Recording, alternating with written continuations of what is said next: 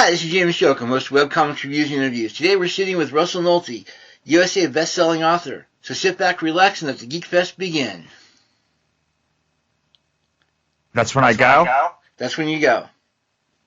Hi, how are you? I'm Russel Nohety, USA Today best-selling author, creator of Ichabod Jones' Monster Hunter, Katrina Hates the Dead, publisher at Wannabe Press, host of the Complete Creative Podcast, and editor with my friend Kristen Simon of the Cthulhu is Hard to Spell anthology series.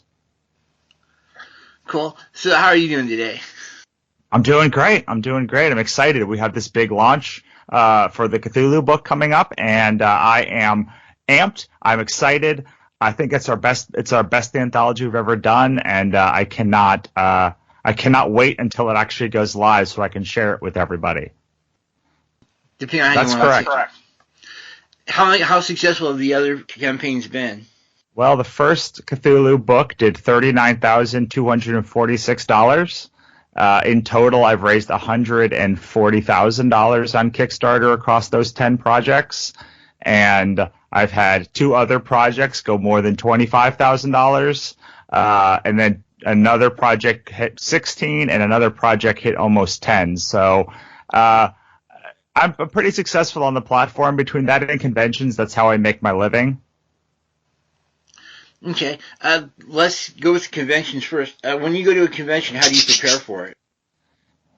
Oh, for the most part, I have a process now. What's nice about having done this for conventions for 5 years and overall doing this for 10, 15 years, depending on how you judge starting your career, but 5 years full-time is... At this point, I know exactly what kind of books to bring, what books to bring, and what the process is going to be. So it's just I spend more time narrowing the conventions that I'm doing now than anything. So I want to pick a show that has at least 50,000 people scheduled to attend, unless it's in Los Angeles or I'm being guested, and then. I put together the books. I usually ship about 6 to 8 boxes of books to a show if it's outside of the area that I'm driving to, and book plane fare, book hotel rooms, yada yada yada, other stuff, and then I show up a day early, set up everything, try to get a good night's sleep, and then I'm ready to rock and roll when the show starts. What kind of convention supplies do you bring? I mean, obviously we're talking the books and the posters and all that relative to that, but anything added like extra clothes, food, supplies, that sort of thing? I make sure to bring a lot of bars. I have Graves' disease and I suffer from migraines, and so I make sure to have a bunch of medication. I make sure to have medicated lip balm, a lot of water.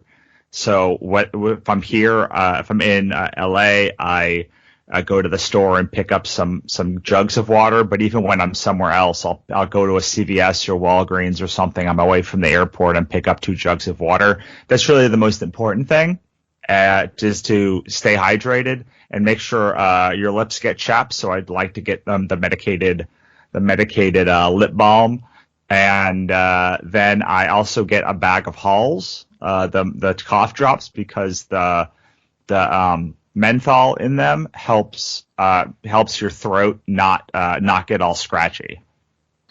That's cool. Yeah, we tend to worry more. We actually do some convention prep on the podcast here and there, so it's sort of interesting to see how different people prepare for their conventions. Yeah, and I usually stay close to the convention, so I don't bring extra. I mean, I bring extra clothes in my bag, but I don't bring them to the convention. The nice thing, what I really like about conventions is I am an extrovert, but having a table between me and the people at the convention is something that really helps you sort of be able to recover and not get so sweaty like you do when you're walking through thousands of people. Right. Yeah, at that point you don't have to worry about the extra body heat. Yeah, I mean, it's still pretty jam-packed behind the tables, but it's a lot less jam-packed than being in front of them. I remember doing conventions in front of and just walking around, and I'd be walking 10 miles a day. And it was quite a bit more exhausting than being just behind the table and having to stand and talk to people all day, which is its own level of exhausting, but not quite as much as running back and forth throughout the convention hall all day. And so you mentioned it's a little crowd behind the table. Who's usually with you? So a lot of shows I do with myself, or I do with a guest artist or creator from my company who's worked with me. So when I go to a city, I like to bring somebody with me because I often don't know the city that well. And when I'm doing a big show, it's hard to get everything done. So I'll usually pick somebody, an author or a fan or friend or somebody, to be behind the table with me to help me with all of the selling and exchanging money and then giving me a break so I can go to panels or go to the bathroom or go get food or something. So it's usually me. Sometimes it's with someone who I'm sharing the table with, who also is a creator, and we're splitting the table or something.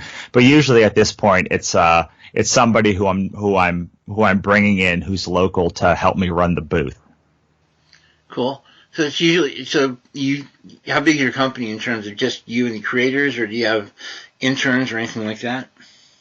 I haven't found a reason to bring in interns. Unfortunately, our stuff is pretty seasonal. It's project by project basis, and a lot of it is my writing. So aside from doing conventions, I feel like most of the time a intern would just be sitting watching me write, and that sounds creepy. I was just thinking about how I would bring in interns to my company a couple of days ago. But really, when we get a big book, there's a lot of shipping to go on, and when I'm like, in certain times of the year, we're quite busy. But usually I've designed my life so that most of it is stuff I can do myself, except for the marketing. I am considering bringing on somebody for marketing to help with the marketing of the company, depending on how this launch goes. So most of it is distributed workforce. So I hire contractors and people all around the country to do the art and to write to write the stories for the anthologies. I do most of the writing of the novels and the graphic novels myself. Then I hire people to write, do the art and edit. I hire editors and proofreaders and all of those kinds of people. Okay. Yeah, I was just curious because I know some places do have a year-round staff to deal with things and others don't. So I'm just curious about your hiring. Yeah, I would have one if I did more than the 2 books that I do a year. So I don't have a full line publishing company. I publish basically 1 graphic novel or trade and 1 anthology a year. So because of that, I don't have an office. Most of it's done out of my house, and then I bring them to shows and sell them. So there's not been a reason to bring in year-round staff as of yet. So when you do the printing process, you actually send it out to an actual printer. They send the book back, and then you basically send it out from there?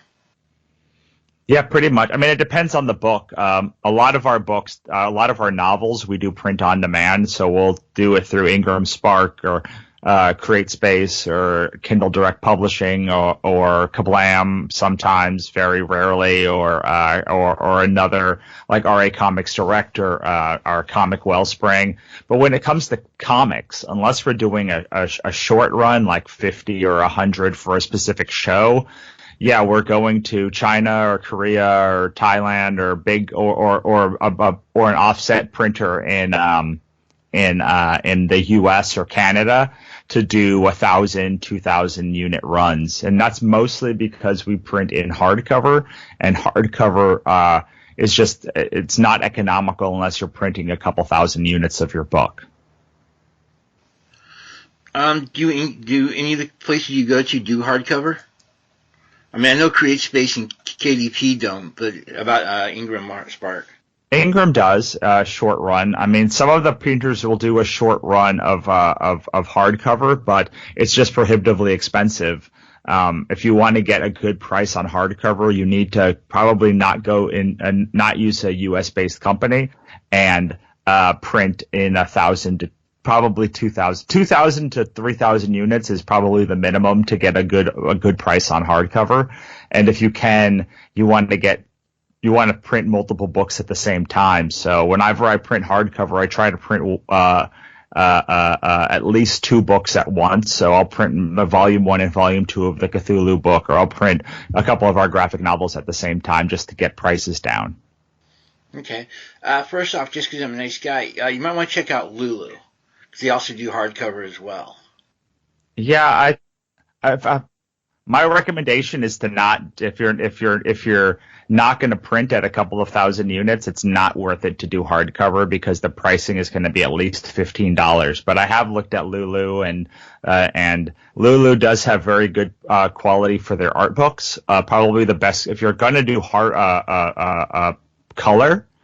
And you want to do nice quality hardcover, and you want to only print like 10 of them, then Lulu is probably your best option.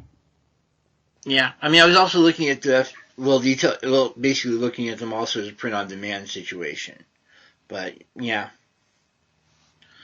so sure. I mean, it's just sort of weird that you just don't find a lot of places doing hardcover online. Yeah, and a lot of them, like Ingram Spark, for instance, has a problem with color comics, so it's hard to get them to print color without falling outside of their specs. That's why when it comes to the comics, most everything that we do is either digital or it's offset printed. Just because, what's the difference between digital printing and offset? So with a digital printer, it's very similar to printing like from your home printer, but with an offset printer, it's an entirely different process. So they're using different printers and they're printing large numbers, which means that the more you print, the cheaper the book is. So with digital printing, it doesn't matter if you order 100 or 1,000 copies. It's the same process. It's the same cost. But with offset printing, the first 500 are insanely expensive. So you might have $5,000 in setup costs, but then each additional unit after 500 is $0.50 to $1. Sometimes even less, or sometimes a little bit more, depending on how big the book is. But so if you're printing 10,000 units, you might be paying $1 as opposed to $15 if you did it digital for that amount. So if you're going to be printing for the long haul, you want to be printing on offset because it's going to be a much cheaper price. For instance, a book for us hardcover might cost between $3 to $5. If we're doing a 3,000 unit run or 2,000 unit run. But if we did it digitally, it would cost $15 for the same book. So it's just, yes, I have to have a lot more inventory, but because I'm planning to do shows for the next 3 to 5 years at least and sell them around the country during that time and doing more Kickstarters in that time, it makes sense for me to get a lot bigger runs so that I can get much more volume for roughly the same cost. It seemed like usually the rule of thumb is if you're going to print 300 or more, it's cheaper to do offset than it is to do digital printing. And you get, or at the very least, 300 units digital printed is the same as 1,000 units offset printed, and then you have 700 units of additional inventory.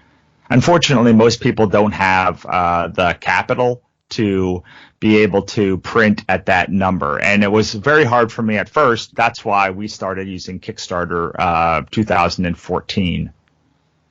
Okay. And yeah, I'm just looking at the amount of inventory you'd have to keep on hand. And we have a lot of inventory. We've got 3 or 4 additional pallets in my garage. I think 4 pallets at this point, plus assuming this next Kickstarter does well, it'll be another 3 pallets. We'll have 6 pallets or so in my garage. It's a lot of inventory. Dang, that's sort of impressive. Yeah, but what's nice about it is with the way that we run our business, all of the books in my garage, because of the Kickstarters, are paid for. So all of that additional inventory is basically profit, which means that when I go to a show, it allows me to not have to buy 100 copies every time I go to a show and then have to make that up just to break even. Okay. And when you start pricing your books for Kickstarter, what's the basic formula for that? Because I know you've got to allow for not just the ones you plan to sell, but you've also, like you pointed out, you also need an extra inventory as well. Well, when I started, it was a lot different than now. Now I decide how big the run's going to be based on and then I price my Kickstarter with what it would cost to get everything through. So how much it would cost to get all of the books printed and shipped to me, how much it would cost me to then ship those books to the backers, how much the editors and all the production people would cost, and how much all the extras. So if we're doing pins or prints or whatever it is, how much all of that would cost, and that becomes the price. So for this last one, for this new one that we're doing, it's $30,666 just to get the book through production to backers. And then after that, I'll have about 2,000 to 1,500 to 2,000 books, hopefully, that will be profit that I will then take to shows around the country. But when I started, when I did my first book, all I wanted was enough I just wanted to pay the print run. So I think that's at the beginning, maybe you just try to pay off the print run and then make sure to print enough that if you sell all the books, you'll break even on the production cost as well. That seems to be a pretty good rule of thumb for most people. But I know a lot of people who they'll try and do a Kickstarter for, let's say, $1,000, and then they'll only print 100 copies of the book because they're trying to print very few copies of, let's say, issue 1, but they want to make sure they pay off the production cost too. I just because I'm planning on doing this for the next 40 years, I tend to think more long term than most creators that I know do.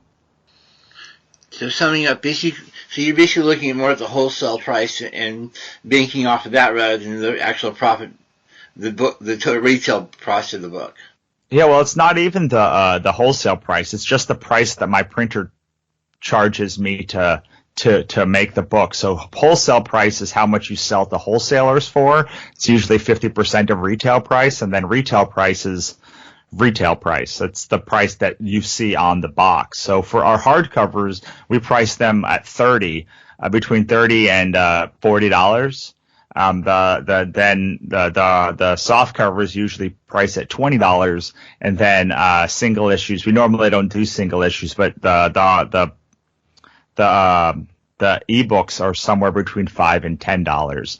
But whatever so I'm very good at sourcing. So I have a printer in China that I use a lot, and they give me a price to get all the books shipped to my garage. And then that is the price that I put into the Kickstarter. And then it will cost somewhere between, last one cost about $6,000. So that's what we use to judge. This one cost $6,000 to then take the book from my garage and ship it out to all of the backers.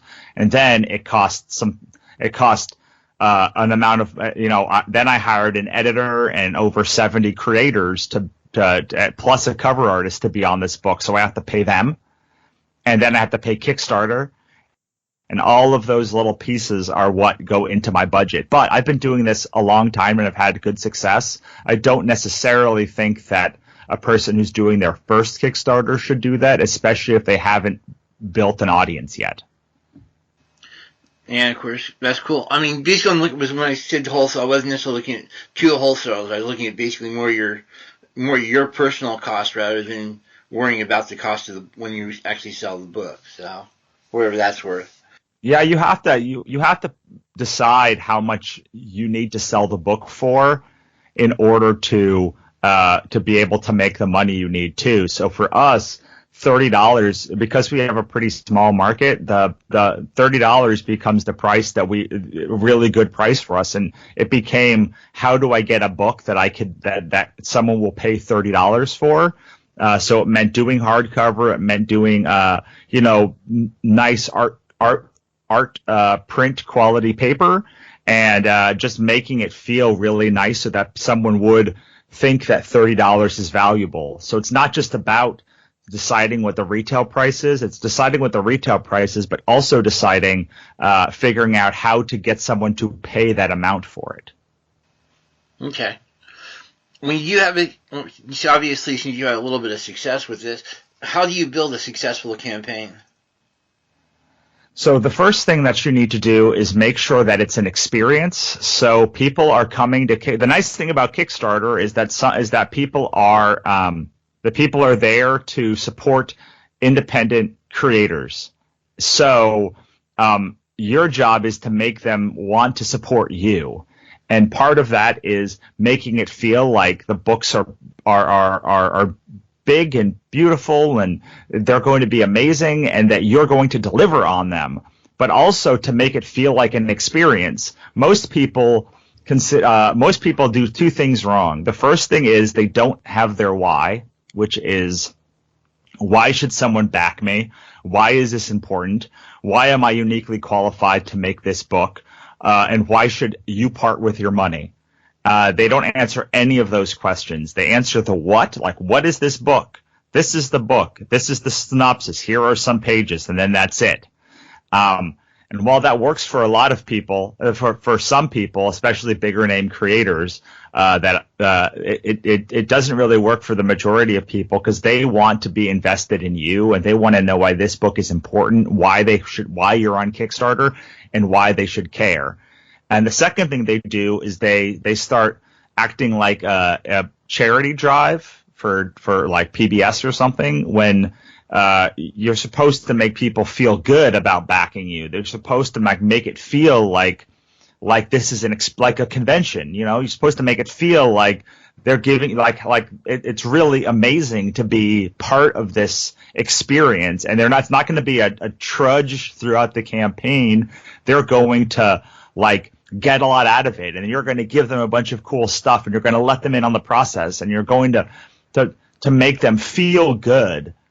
Because what they're doing is, they're basically pre-ordering your book, but they're making a very risky bet on you that you're going to deliver. And part of the reason they're doing is because they want to support that independent spirit. And people that can sort of imbibe that independent spirit tend to do very well. So it is about doing a really nice. Our campaigns are very thorough. A lot of times we use all 30,000 characters that Kickstarter allows us to use, because we know that there's just a lot for us to say. And we make sure your rewards are good and make sure your video is good. But the main thing is to make sure that people are excited and vibing to you. So basically that would be, so if you could, would that include some sort of personal story as far as why you're doing it? Absolutely. The why is the most important. If you have a why, you need beautiful art, and you need to make the book. I'm assuming that the book is great, right? You've got to make the book great. That's the most important thing. But once you have a great book, then it becomes about the why becomes everything. And I have seen books that I've been selling for years explode in sales when I finally figured out the why behind them. So there's a book called Ichabod Jones Monster Hunter that it took me years to figure out the why behind that book and start telling its story. But once I started telling it well, sales doubled. Our last campaign for it, we raised $16,000. It became a much different situation when we were able to discuss why the book was important, not just that it was cool. Once people started to understand all of the layers behind Ichabod, they really grew to love the character even more and become much more impassioned advocates for it. And of course, once you have it set up as a franchise, it becomes a little bit easier because at that point you've established somewhat the why, and then you're basically just making it more important each step. Right, and you keep funneling people into the beginning, so like you can just if you're gonna make something a series, then you just can keep funneling people into the beginning throughout the process, and people will keep finding it, and then your audience should grow. It gives you a place to direct them, though. So for Ichabod, I can just forever just keep pushing them back to the first book in the series or the first issue in the series, and then with our God's Verse, I can do the same thing with Katrina. I can give the first book away for free and know that some people are going to make it through to the end and read all 4 books. So all of that stuff is really helpful, but it does require you to, it requires a ton of people to see your campaign. That's at the end of the day, a ton of people see my campaigns, and most of them don't back. Last campaign I had something like 25,000 people on our mailing list and 500 people backed the book. The highest one we've ever had is 1,000, and I had, I think, 45,000 people on our mailing list at that point, plus all of the Facebook friends and Twitter followers and Facebook followers and all of those people. There were probably close to 100,000 people that saw that campaign to get 1% of it. So that is the other thing is Kickstarter is great to help expose you to a new audience, but you really are going to have to bring your own audience there too. And the more of those people that you find, the bigger your audience grows, the easier these Kickstarters are. The Kickstarters I run now are a lot easier, actually, ironically, than the ones that I ran when I was when I was a much younger creator, raising a lot less. Because now I have a lot more to tap into than I did back then. Cool. And that actually does make a certain degree of sense. When you start looking at, and I love going to movie franchises because it's more familiar for me for some strange reason. At that point, you've already established you already have an audience, and because of that, you actually got a lot more doors opening because you've actually established that you are an actual success. So that would make it a lot easier in that regard.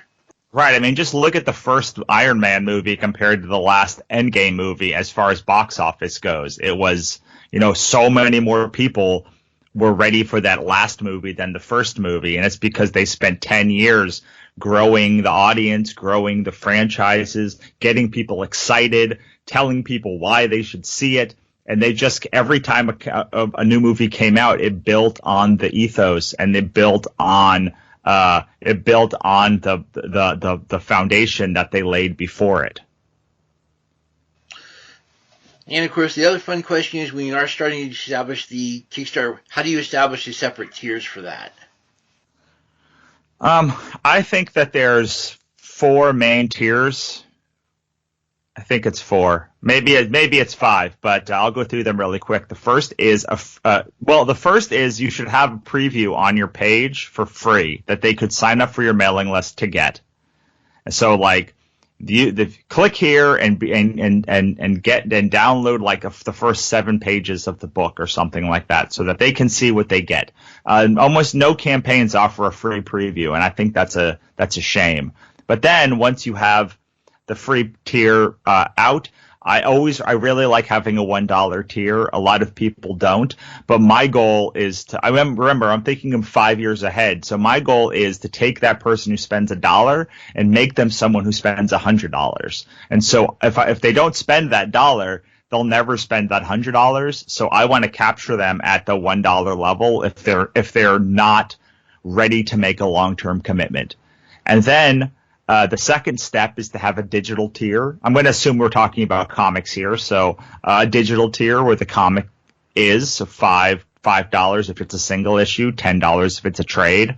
Then you want to have your main tier, which is if you're doing a trade, probably going to be a $25 graphic novel or a $10 to $15 single issue book. I think that you should always have a campaign at $25, something at $25, because that is the most common pledge level. So you should have something really cool at $25. Then, moving up, is the final tier you have to worry about is the profit maximizer tier. So these are like the $50, $100, $200 tiers, like being drawn into the book or getting a commission or something along those lines that will that your diehard fans are going to upgrade to. So I always try to have something at $1, $10, $25, $50, and $100. And those are the tiers that people most likely will back my campaigns at. And so our $1 campaign this time is a little Cthulhu toy. So you download it and you get a little Cthulhu toy a paper toy that you can print out and build. $10 you get volume 1 or 2 of our Cthulhu anthology. At $25, you get a pin and the digital version. At $50, you get the second volume or first volume. You get the second volume of the book plus getting written into the book as a special thanks. Then at $100, you get a bundle, and that's how I sort of think about it. My main tier, my big tier, my bigger tier, my biggest tiers, and they're all designed to capture a different kind of fan. You know, my diehard fans like being written into a special thanks in every book, so they tend to do $50 every time, even if they can get something for cheaper. Okay, and how successful do you feel are I want to see the physical add-ons, but I'm looking at merchandise like bookmarks, pins, that sort of thing. The pins have been absolutely incredibly effective. We try and do an exclusive pin or a new pin for every campaign, and those pins often raise thousands of dollars for us additionally, and then they become good sellers at shows as well. So the pins are phenomenal sellers for us. We have not found anything else to be a good seller for us on Kickstarter. Prints, coffee mugs or shirts or any of that stuff. Like, we have not found any of that is good. The only thing that we have found that really works effectively are pins for us. I know other people do a lot of variant covers, and that's something we did in our last campaign for Ichabod Jones Monster Hunter. We did because it was only really for one volume, one issue of book, issue 5. We did a couple of variant covers and sort of made a bundle so people could get multiple books for relatively and then get their average price per sale up a little bit. I really do not like people to spend all of their money on these extra things like coffee mugs and T-shirts and stuff until they've built their audience. Once you have an audience, then it becomes a lot more likely that they would like that ancillary stuff. But most people are still going to buy the book. I mean, even J.K. Rowling, most people bought that book for a decade before the movies came out, and then they saw the movies for a decade before that theme park came out. So most people are getting into merch too quickly when what they should be doing is focusing on getting the book and making sure they have fans of the book, because the fans of the book will then dictate what kind of extra stuff that you have and that they want. Maybe they want prints, or maybe they want T-shirts, or whatever it is. They will be very vocal about it. Okay. And I guess we'll also talk a little bit about the book is going on the sales tomorrow. Yeah, so Cthulhu is Hard to Spell is our most popular single book. It was a smash when we debuted it in 2018. It raised $39,000 on Kickstarter. We're trying to raise $31,000 for the second volume. And Cthulhu is Hard to Spell is an all-ages appropriate Lovecraft anthology featuring the gods and monsters of Lovecraft. This is the big switch between most Lovecraft anthologies, and there are many, is that this anthology focuses on the gods and monsters themselves. Yes, there's some good old-fashioned psychological horror and cosmic horror in the vein of Lovecraft's work, but we really did a lot to expand out from that into other kinds of the mythos. So, for instance, the story that I wrote is called Good Kitty. It's about a Yithian who gets transferred into the consciousness of a kitten instead of a human, and then comes back to the future where the Yith are from and tells everyone about it.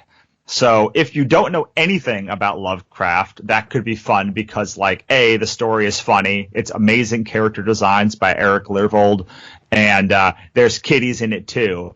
But if you know a lot about Lovecraft, then you know the Yith are an alien race from the future, and they transfer their consciousnesses into humans in the present to study them. So you don't need to have a lot of information to just enjoy that story. If you don't know that story, if you don't know anything, you've learned something about the Yith. And if you did know it, then you've learned something. Then you've been entertained with something in the Yith in a way that you haven't done before, or at least we hope you haven't seen before. And those are the two kinds of stories that complement all of the existential dread. So there is horror, but there's also funny stories, cute stories, silly stories. There's a frightening story towards the end by Christian Gossett and Marcus Perry about the dangers of social media influence, which is like the brightest, most bubbly story, but it is like it's horrifically it's so scary because it could so happen. So we try to balance it. It's a big, me and Chris, the other editor, spend a lot of time trying to balance those stories to make sure there's plenty of horror, there's plenty of dark stuff, but there's plenty of subversion of things that you've never seen before. In the first story, we had a story of Orn and Numqua, who are the Ross and Rachel of the universe, going to marriage counseling.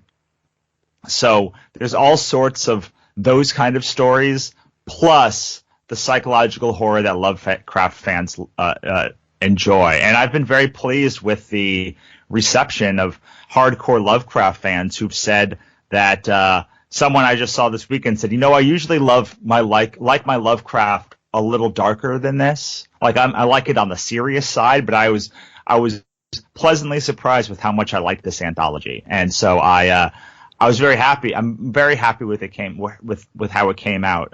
Not just Christian Gossett's and my stories, but there are 38 stories from 70 creators, including Paul Jenkins, who's written a ton of Marvel stuff, Ray Anthony Height from Wakandaverse and Moon Girl and Devil Dinosaur, and a whole bunch of some of the best independent creators in the game.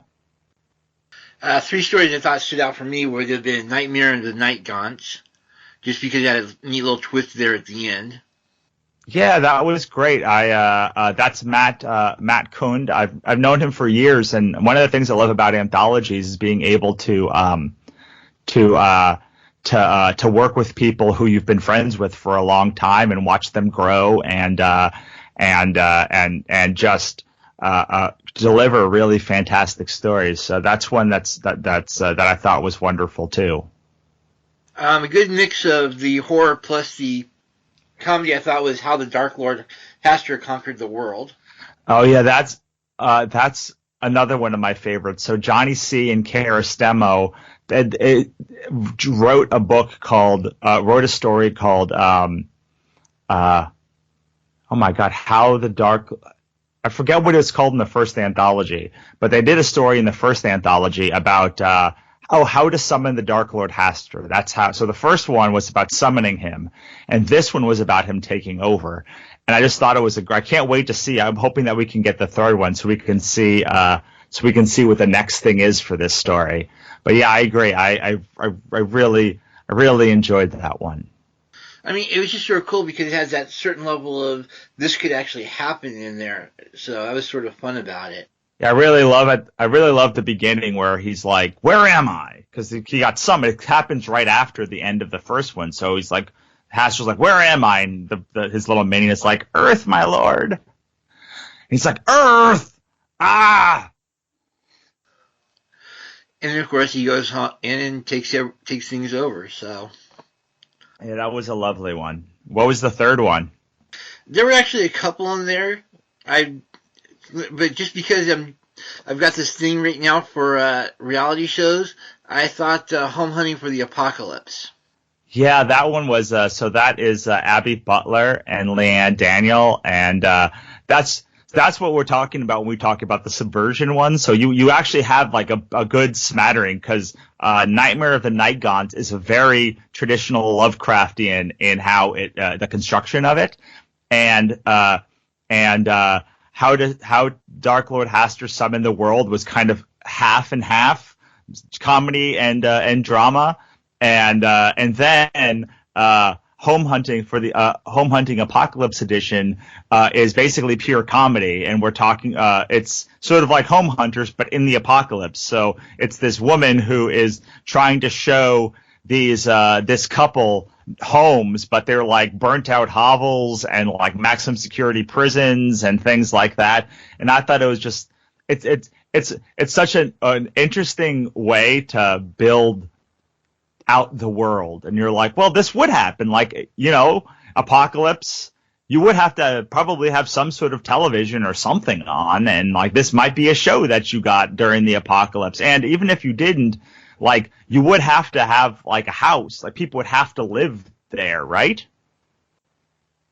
So yeah, I really I think you picked a good smattering of sort of the different stuff you'll find in the anthology, and how it can hit you at different times and different places, because the Home Hunting one is sort of in the beginning of the anthology, and then the Johnny C's, the Hastur one, is sort of smack dab in the middle, and then the Night Gaunts is kind of towards the end. Yeah, it's basically overall, like you said, it's a nice different kind of feel. Like pointing out in the pre-interview, I tend to basically do a lot of horror just because, well, it's sort of fun.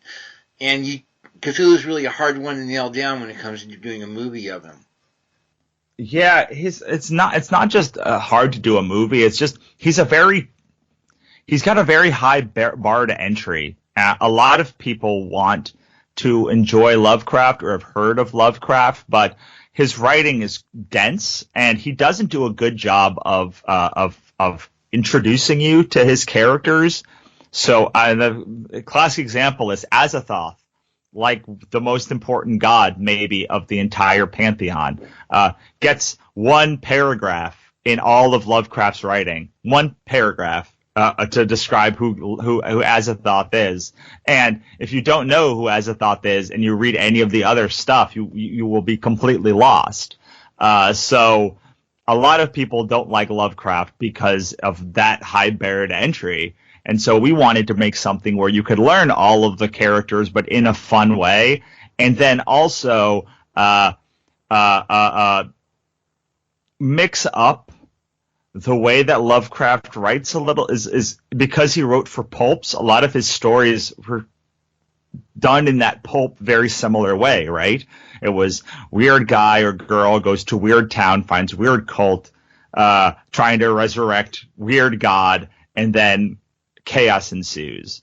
And a lot of people that came past Lovecraft have sort of moved his writing and moved the genre forward in new and interesting ways.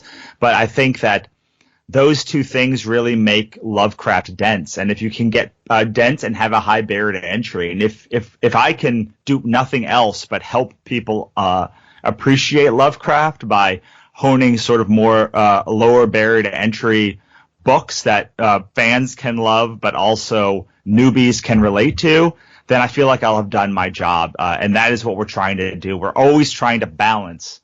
How do we give something to fans, hardcore fans of Lovecraft, like the Apocalypse Home Hunters edition, I think is one that fans of Lovecraft can enjoy, especially the end, and newbies can enjoy. And then maybe Night Gaunts is one that is one for real hardcore fans. Like that one's for hardcore fans. And we're hoping that people could love that one too. But part of it is how we mold the whole thing together so that you could give it to a 5-year-old and they could enjoy it, or you could give it to someone who grew up reading Lovecraft and is now in their 80s and they can also enjoy it. And to me, a good anthology is a mixtape. And so we want to give something for the hardcore fan, something for a newbie. We want to keep something light and then something dark. We want to move you through, so there's a very intentional flow to the way that our anthologies are put together. All right, and I guess go ahead and plug the book. Just have fun with it now. So Cthulhu is hard to spell. You can go to CthulhuIsHardToSpell.com and check it out. Why you should get it is because Lovecraft has permeated every inch of our culture for the last 100 years, and this book is a celebration of all of that. It's not just a celebration of Lovecraft, but the people that came after him, plus everybody from James Cameron to Steven Spielberg to In the Mouth of Madness to Jacob's Ladder, to all of that. All of those people moved the Lovecraft mythos in new and interesting ways, and this is a celebration of the entire mythos as a whole. But most importantly, the thing that you don't find in many Lovecraft things, except for Call of Cthulhu, is an exploration of the gods and monsters themselves, and that is what this book is. It is about the gods and monsters. I spent a lot of time trying to figure out how I could add something new to the Lovecraft mythos, because frankly there's dozens, if not hundreds, of anthologies about Lovecraft, plus Lovecraftian anthologies that Lovecraft wrote, because he wrote a lot of short stories. So I didn't want to just make a book that was more Lovecraft stories. But there's one thing that I have not seen, and you still don't see enough, and that is explorations of the gods and monsters themselves. And that is mostly because Lovecraft thought to look upon the gods or even think about them would drive you mad. But I think we're living in a mad time right now, and so probably a little madness never hurt anybody.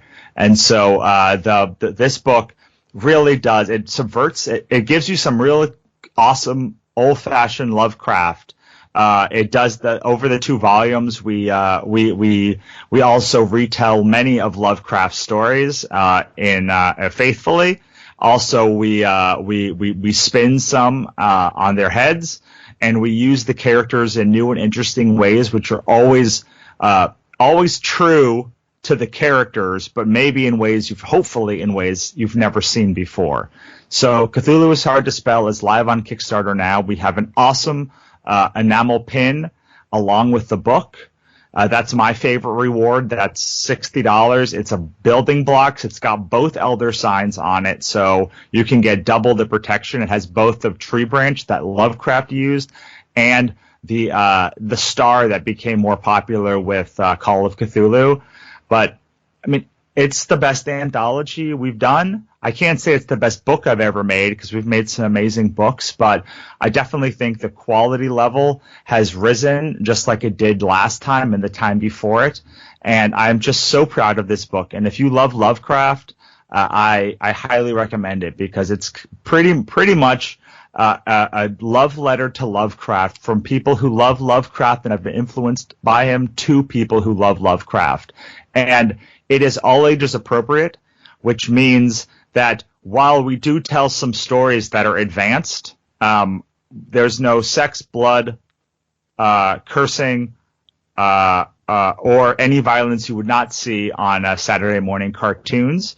But in that, it's not a book for kids. It's a book that you can show to kids, and it has everything from first reader stories all the way up to upper YA, but it is something for the whole family can enjoy. Truly, the thing that I love most about the first volume, and I hope we've replicated it in the second volume, is that we are making Lovecraft for everyone, every person to enjoy. All right, cool. And that wraps it up. Thanks for coming. This episode of Webcomics Reviews and Interviews is brought to you by podfaves.com. You love podcasts, but it's hard finding that next bingeable show. Podfaves has taken out the guesswork by easily identifying the best podcasts out there, so you can spend less time searching and more time listening. That's podfavs.com. And that's our show. For those interested in supporting the show, check out our Patreon page, patreon.com/twosparrows, TWO. It features minicasts, the next episode, and unedited interviews, and I'm working on transcripts of the various shows. We also have an Alexis app offering 2-minute minicasts offering writing and business tips, as well as affirmations to keep you writing. We also have curated playlists on YouTube with all the shows broken down to different playlists based on topic. It also includes a good part of available minicasts, as well as the Alexis briefs. So please support our Patreon page, download the Alexis app, and subscribe to the YouTube channel. And please talk to us on Facebook. Thank you and have a great day.